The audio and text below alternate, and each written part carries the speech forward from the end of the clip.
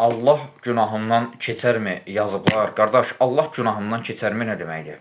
Yəni Allah Taala sən nə qədər günah eləsən belə, sən dünyada bütün günahları eləsən. Yəni bütün böyük günahları eləmisən düşün ki. Yəni kiçik, böyük günahlar hamısını işləmisən. Elə etmədiyin günah qalmayıb yer üzündə.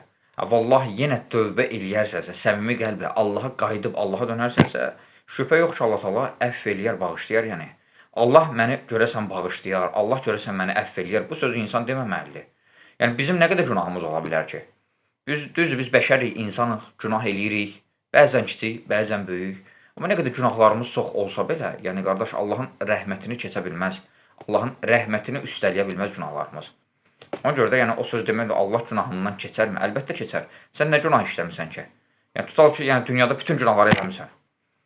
Yenə də tövbə eləsən, qayıdarsan Allah, Allah Taala əfv eləyər. Quranda Allah Taala buyurur ki, ayədə, tövbə etdikdə Allah bütün günahları bağışlayır. Tövbə etdikdə insan yetər ki, günahından, xətasından tövbə eləsin, dönsün, qayıtsın Allaha.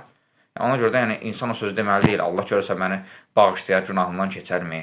Yəni biz yenə deyirəm, nə qədər günah eləsək belə, nə qədər günahımız çox olsa belə, Allahın rəhmətini, məğfirətini üstələyə bilməz, yəni keçə bilməz. Yetər ki, qul ona ölüm gəlməmiş, yəni tövbə eləyib, o əməlindən Allaha qayıtsın, yəni tövbə eləsin və bir daha o əməlinə dönməsin.